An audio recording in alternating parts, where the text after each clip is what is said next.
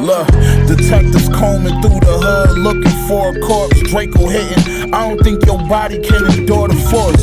I whipped the fish up with a fucking hanger or a fork. Told that bitch, go ahead, sniff what you want. There's plenty more to snort. I had an outstanding warrant for a short. Turned myself in, rocking Louis and all my jewelry. I wore the court.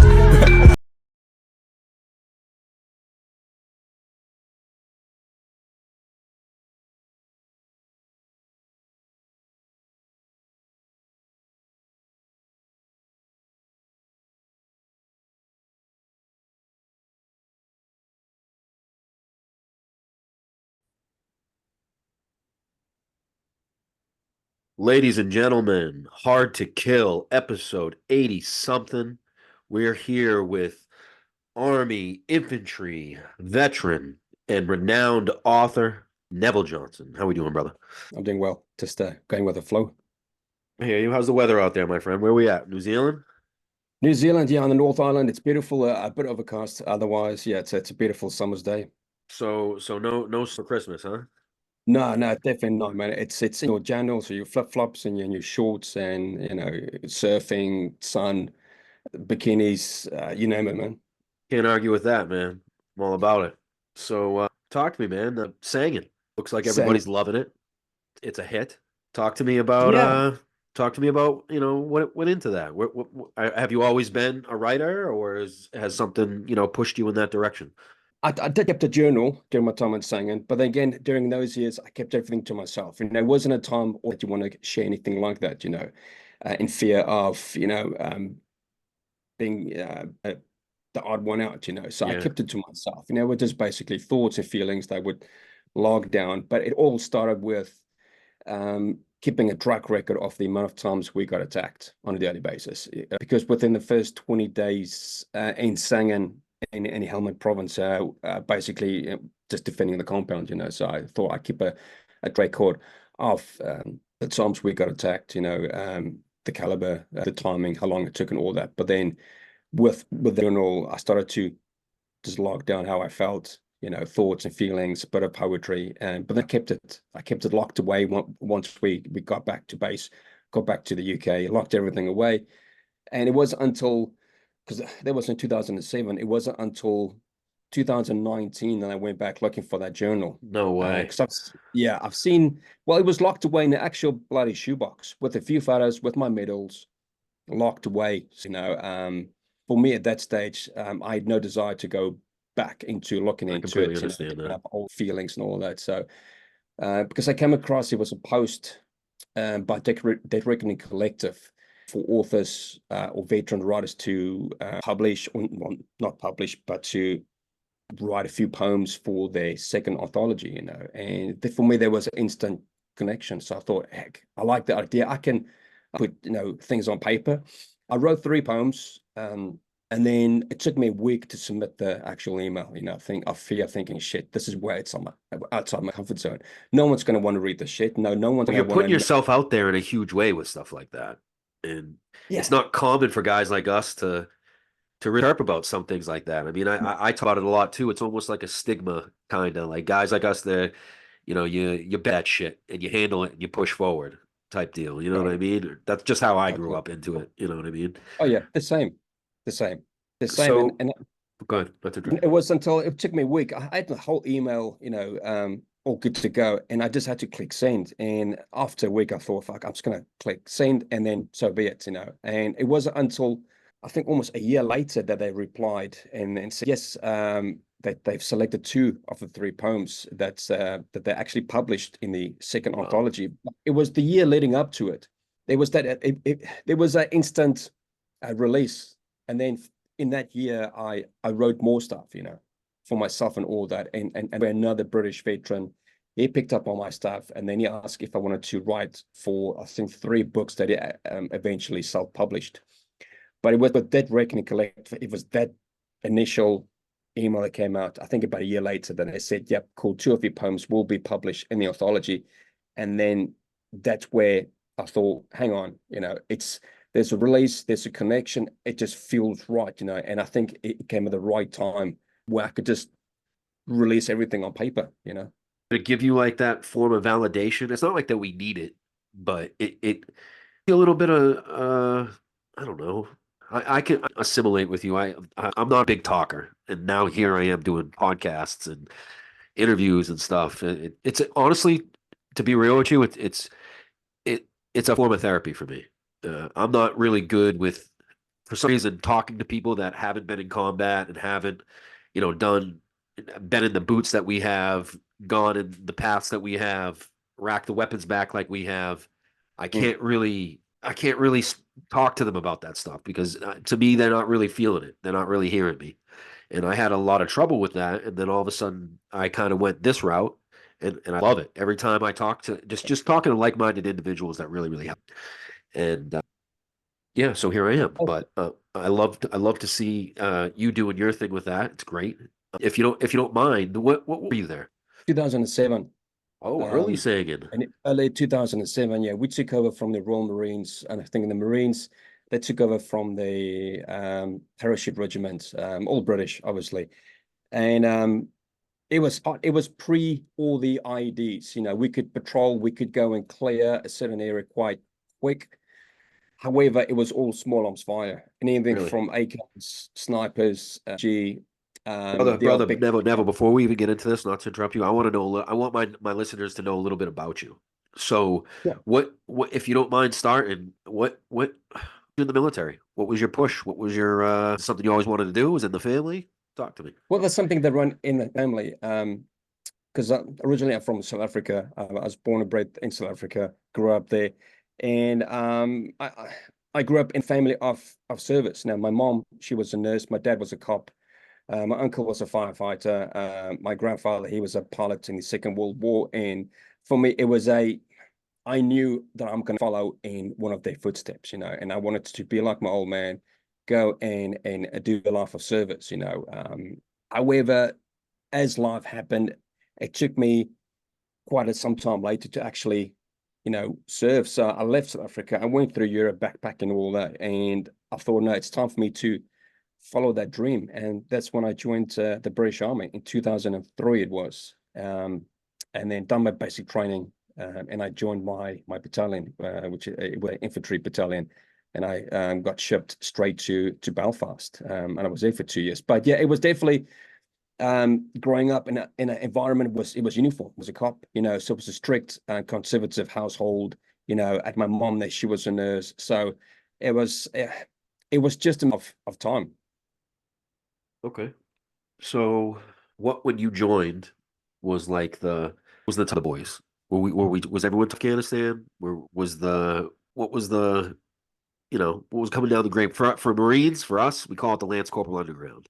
What was everyone telling you in there? What was what were the back saying to you? Well, it was Iraq. It was kicking off. It was hot. You know, it was at the town.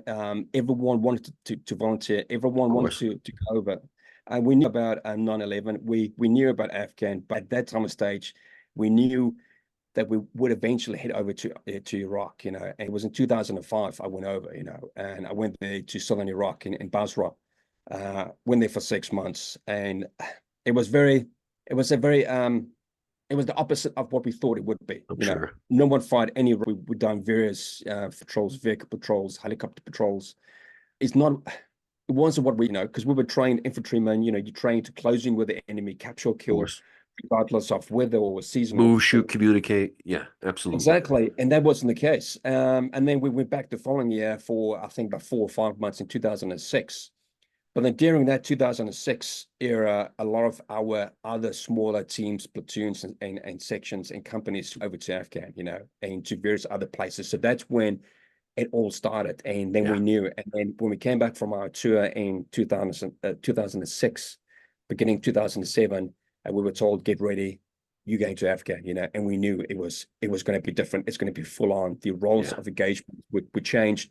There's, you see anything move, you shoot. And we got trained up, got all the gear, everything issued, and then we went across, man. And so for you guys, before you go over to the desert, where do you guys do like your pre-deployment training?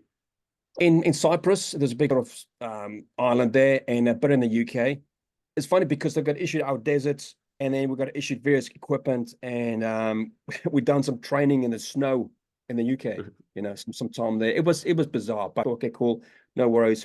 Hey, it gets cold, bro. Yeah, man, and we went across.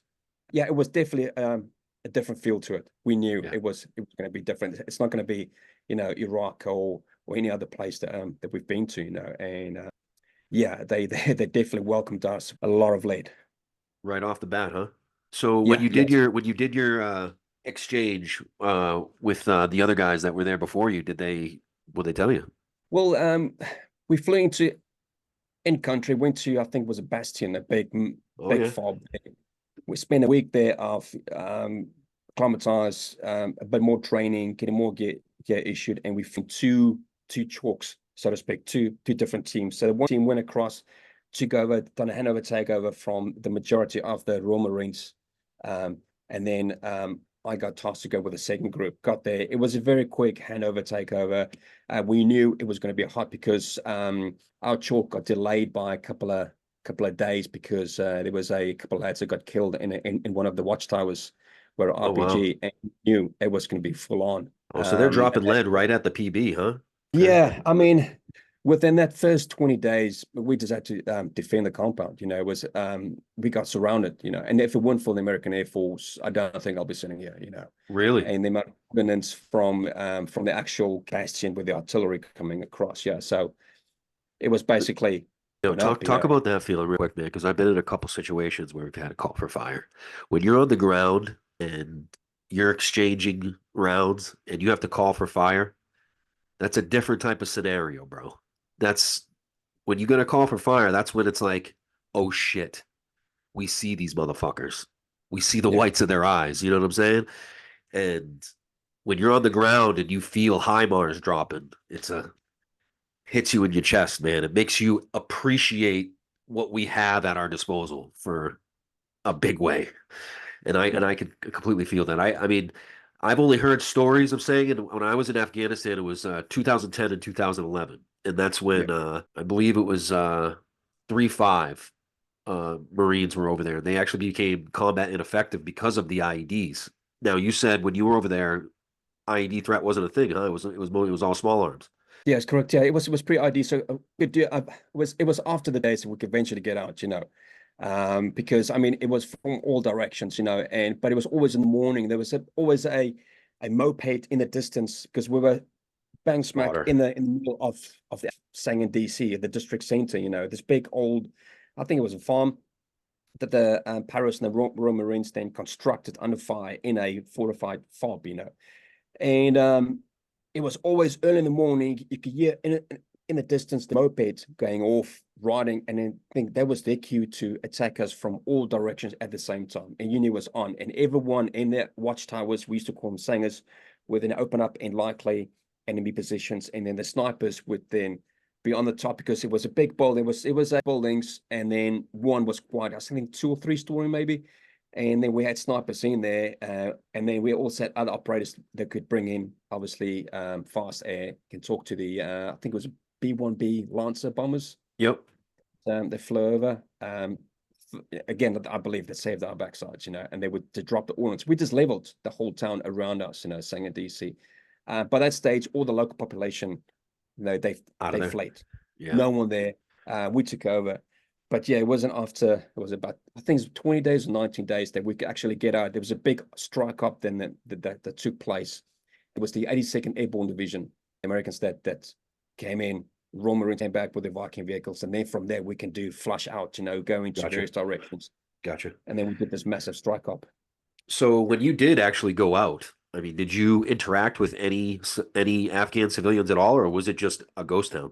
Basically a ghost town. There was a few that stayed, you know, but it was not many No. by states. They've all fled. They've left. It was the odd one further out that we would see, but then they would be within their you know homes.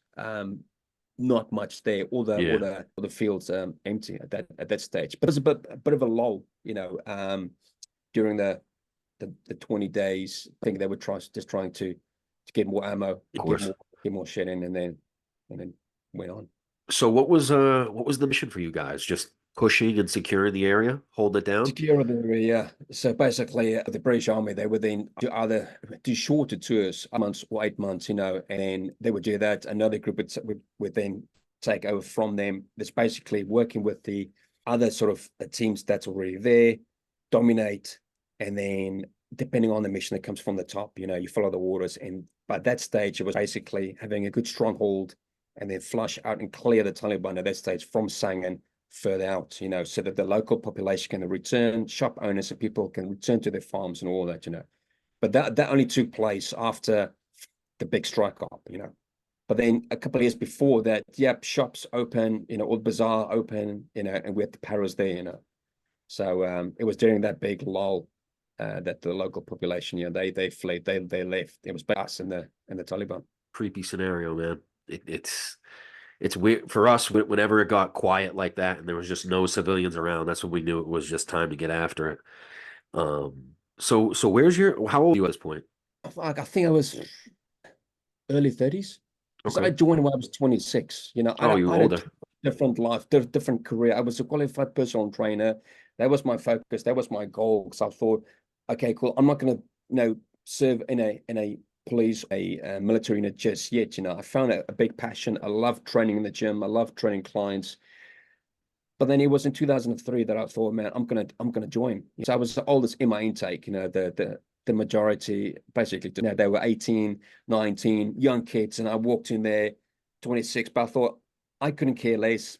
I wanted to achieve this, and I passed my basic 6 months, and it was great. So I think early 30s. But I knew that was going to be my last tour, and possibly leave after that. But it wasn't until a couple of years after that. I think that I left in 2010. It was. Now, why do you say that you knew it would be your last tour? Is it because that was that kinetic?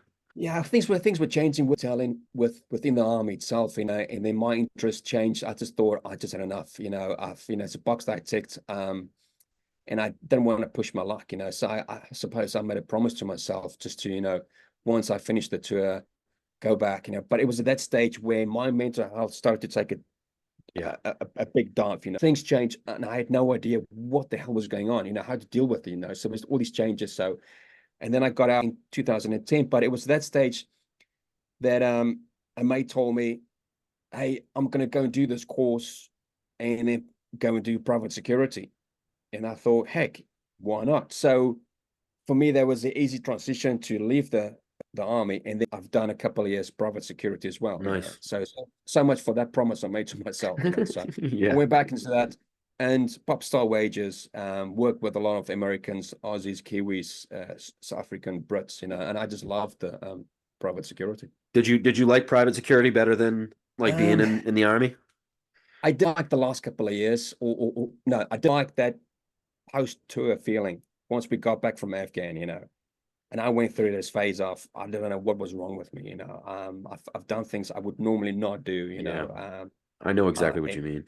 It was I knew how to deal with things, That's the thing, because they didn't teach us. Honestly, when I heard about like PTSD and TBI and all that, I didn't take it seriously. I was like, oh, that's just for pussies that, can't handle the shit. And I think that's what really was what affected me the most, because I was going through it and I was acknowledging it in my brain. You know what I'm saying? So I'd be doing this extreme shit that was completely not like me or my personality. And I couldn't really understand what's going on. And until, I think my doc sat me down and just told me, hey, listen, you got to go talk to him, do this and get, looked at a little bit. And at first I told him to fuck off, and I like didn't take it serious. I took it as insult. But until, I started and understanding what goes behind it, that's when I really started to, kind of get spooked, because I actually realized, like, listen, I'm neck deep in this, and this is what's going on with my body. And it's kind of a thing to do when, I mean, you're in the op tempo is so high, you don't have time to sit down and look at yourself and be like, oh, to self-reflect, really, to really like look at yourself and try to fix yourself. But when you get out and you start sitting a little bit, or when you get back from like the sandbox or sitting, in garrison, you really take yourself and you're like, oh, okay, I'm not sure if you dealt with something similar to that, but that was kind of my. Yeah, because I mean, during my time there, I always felt I was always on edge, always waiting for something. I could never fully relax, you know. So I left the army. I went through doing private security, and there was a natural transition for me. You know, it was easier on. I loved it. Um, it was phenomenal. But then when I left that, and I eventually settled it in New Zealand, you know, where it slowly started to unravel, where I could sit down and relax. And then other things occurred, other triggers would then result in, and then I thought, oh shit, okay, so what now? You know, and I knew either I deal with it, or It's going to deal with you. Yeah. It's gonna deal with me, you know. And it's not going to be a happy ending. Yeah, absolutely. Now, I see that you're involved with PB Abate. Correct. Yeah.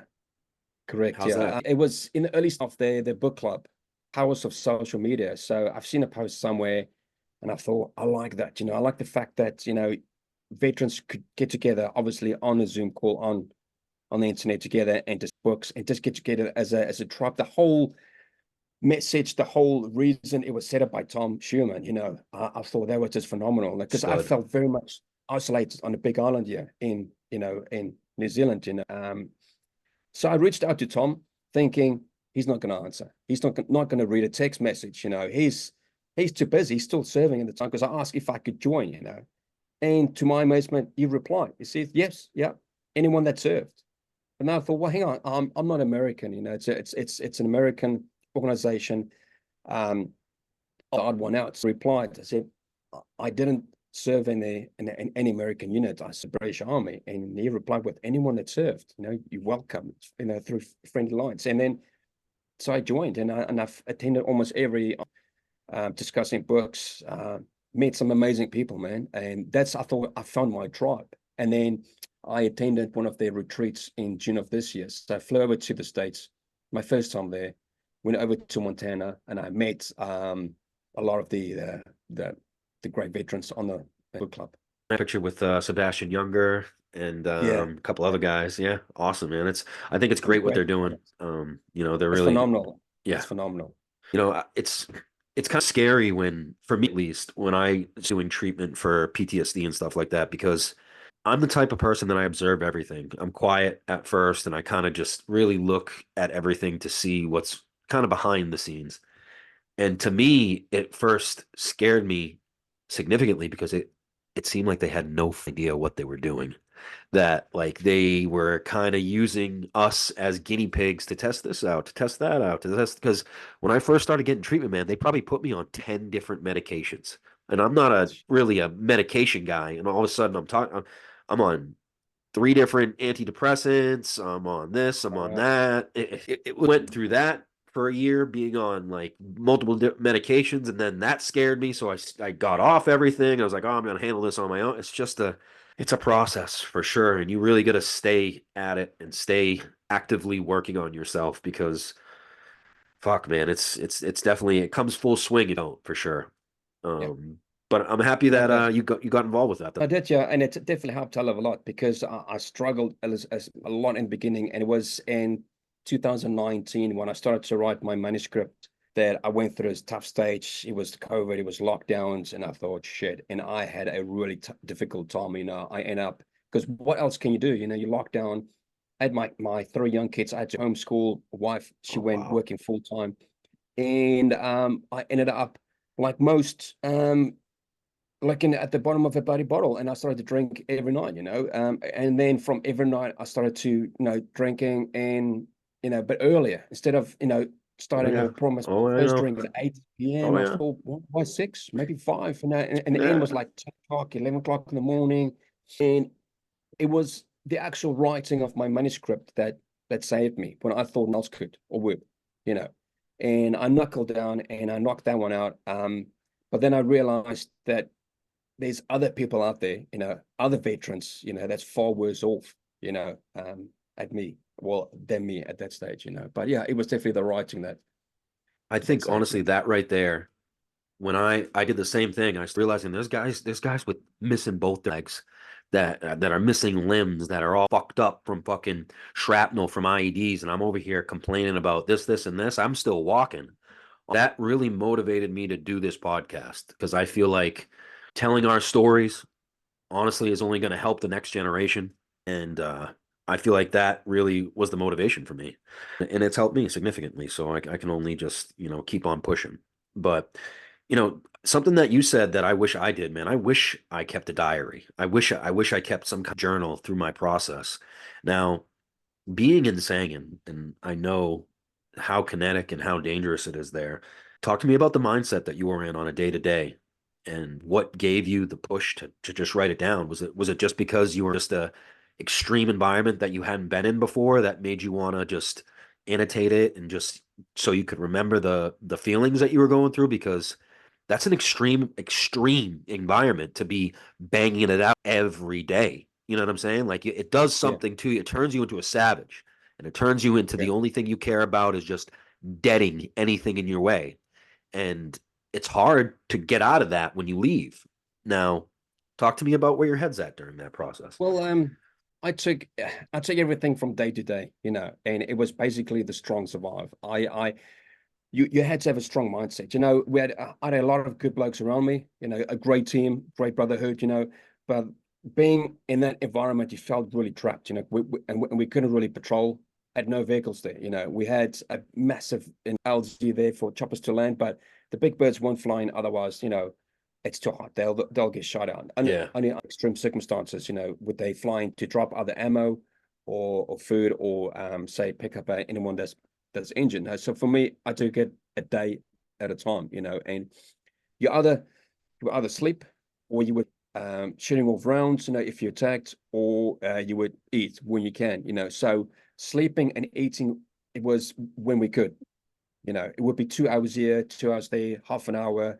So it was very broken up, and all of us, we've lost a lot of weight, so Oh yeah. the appetite drops, and for me, plotting it down on paper, I think it was a natural transition because we got attacked so many times. I thought I'm gonna keep a record of this. I don't know why. I just thought it's a good idea. I bet you're So I really started. grateful you did. I'm grateful, but the thing is, I wish I took more photos. I mean, I same don't here, have that same many here. photos. But see, at that time, you too, any kind of pictures was so looked down upon. If you were taking Oh, pictures, at shit, least yeah, where I yeah, was, they like, yeah, you can't yeah, do that. You're OPSEC. You can't. I wish I did the same thing. I wish I took pictures of everything, honestly. yeah. I mean, the photos, even video. A lot of times we got told if there was fast air coming in, and they had a target locked on, and they said, okay, cool, like 50 seconds out or 30 seconds, and everyone had to hunker down, and then a lot of us thought, fucking. So we had our cameras out there trying to record. It wasn't phones, it was the old school big Yeah. Yep. cameras with double A batteries in. So Yep. they were, so we could, but writing and then standing there posing with photos. If you did it, but it was predominantly frowned upon. It Yeah. wasn't a thing that you could do. We would No. read books, but there was nothing else. There was a makeshift gym, but I remember being so tired and so fatigued that I had no energy to go in and train. And Yeah. you couldn't really because you had to wear your body armor and your helmet everywhere. You go into the shed, so you had to wear everything with you. You had to have your rifle, body armor, helmet.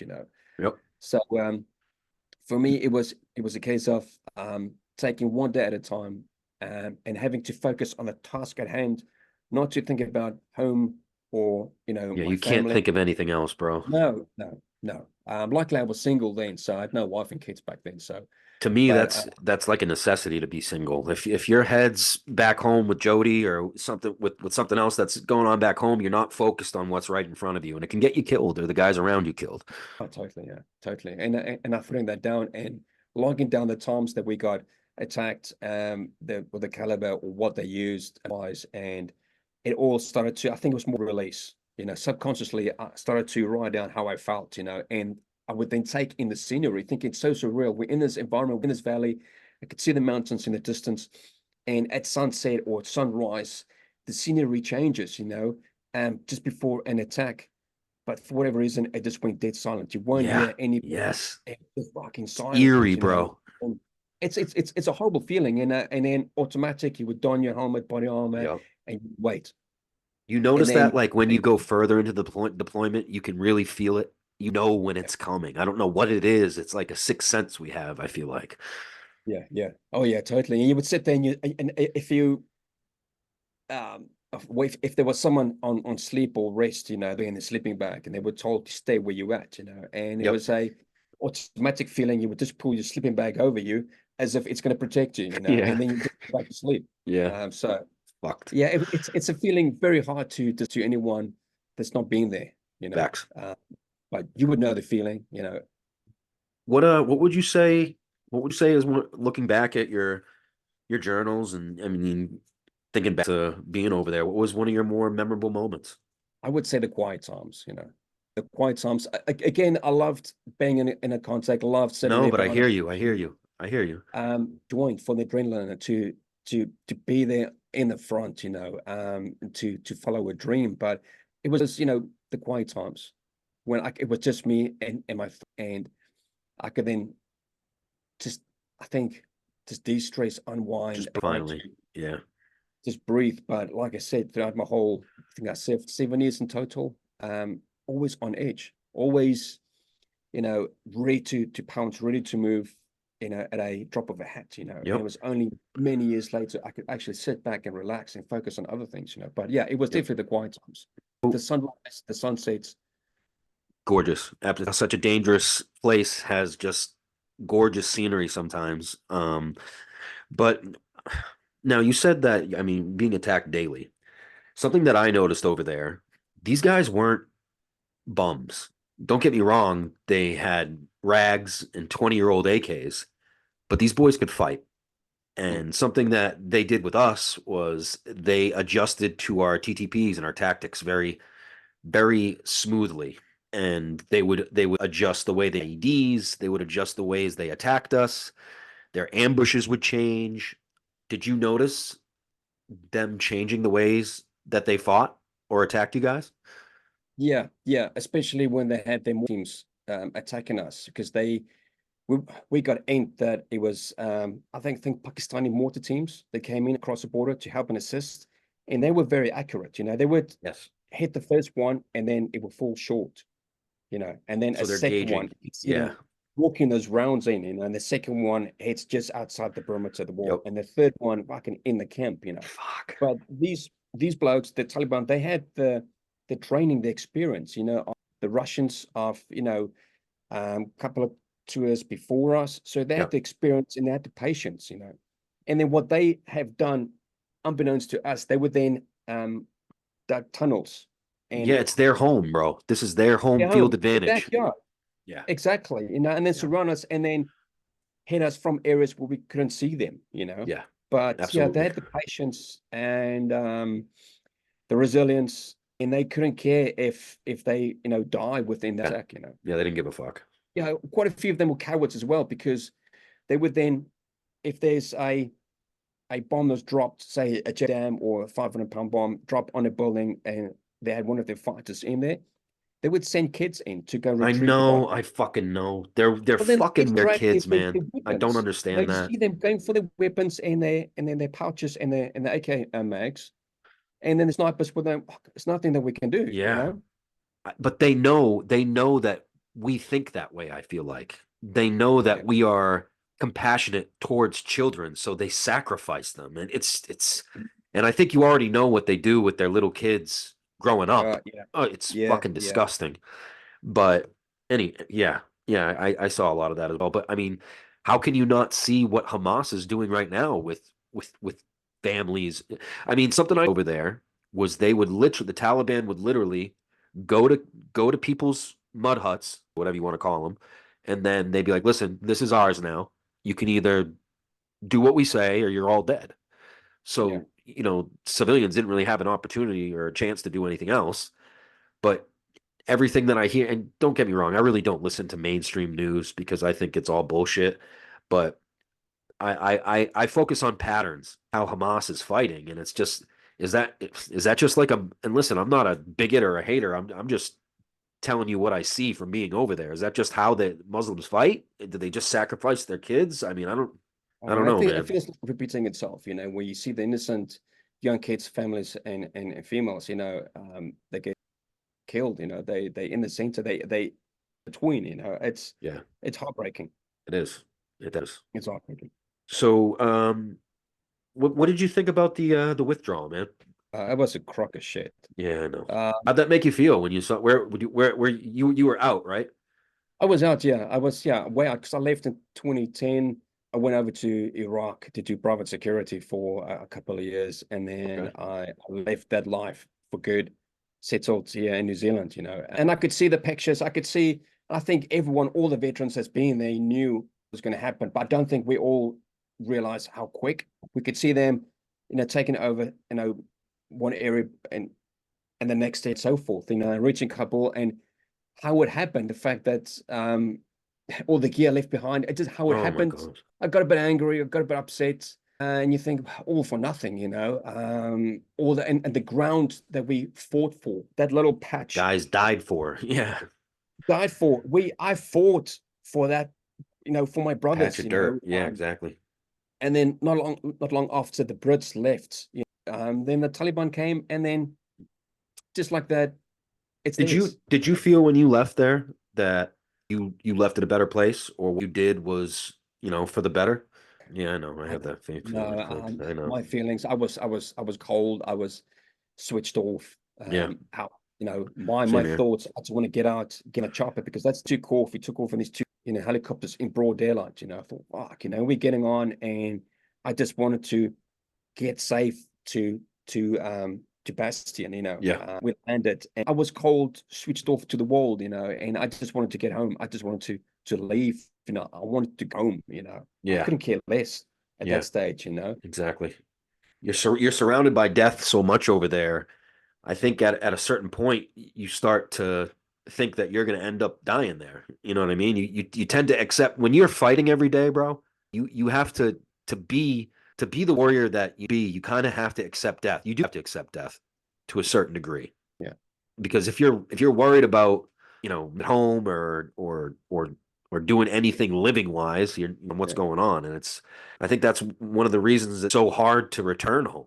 Exactly what you said. I was the same way. I was on edge everywhere. I couldn't go out in large groups. If I went anywhere, I needed to know where the exits were, how to get the quickest to my vehicle. I had to have a weapon on me at all times, all that. Yeah, it takes time to get over things, or deal with things, But I believed, especially the last couple of years, if I don't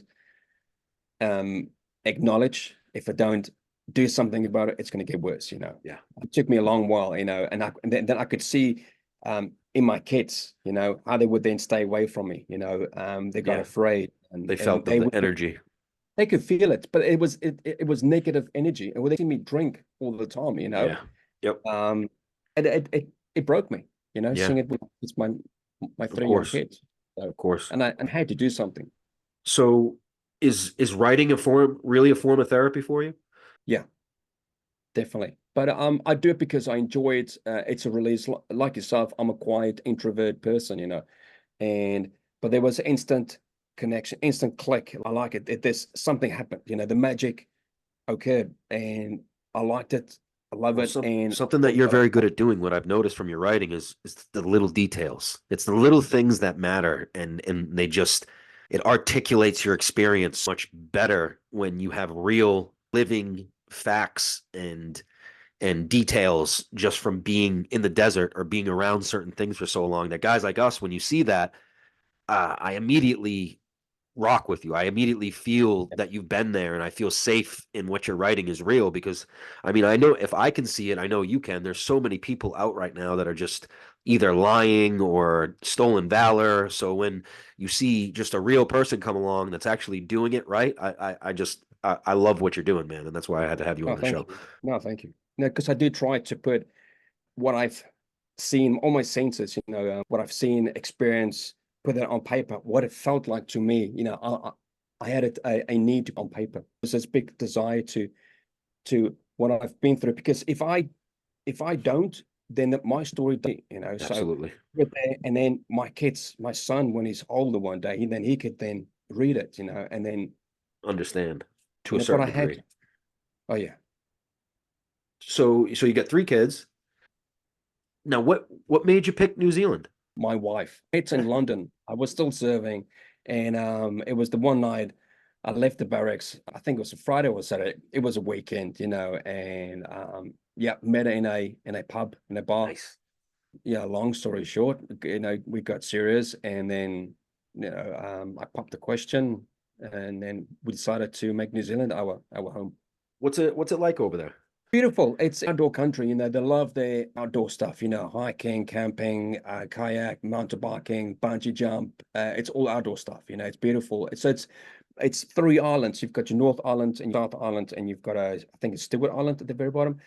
It's on the arse end of the world where you can't be further away, So, and we're always way ahead in time. We would New Year first, Christmas first, because there's a massive time difference. Because over here it's Wednesday, it's after 4, and I think so you're in the future right now. Nice. I'm in the future. It looks glorious. Okay, so if you don't mind, what's on the horizon for you? Are we continue writing? We have another maybe a book coming along, or where's your head at?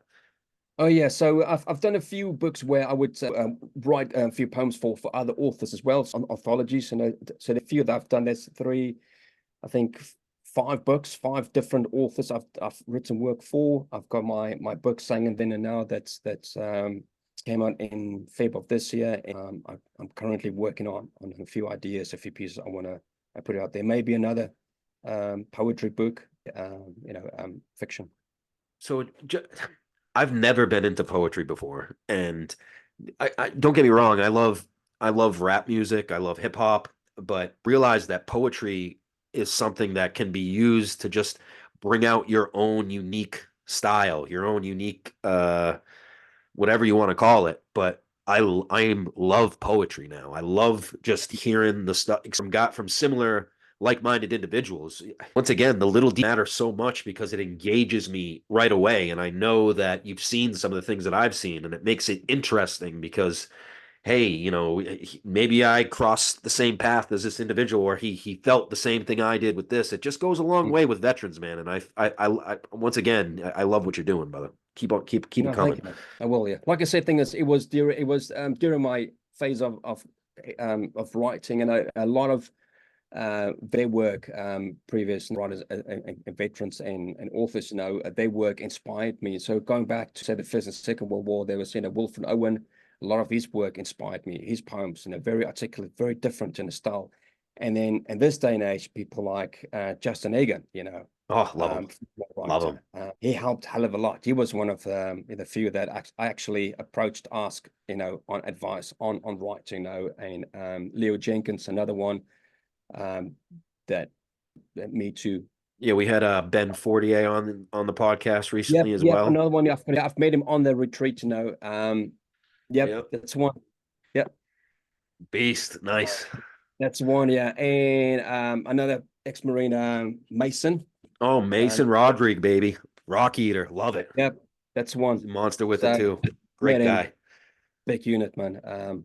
Awesome human. So a lot of their work helped, inspired, and helped and guided me to write in my own unique style, things that I could connect with, because you need to find your own way, your own unique style, which I think is crucial. What made you guys all go that way? Is it just the way that poetry flows, or the way that you can just string ideas together to match an ideology or say something different way?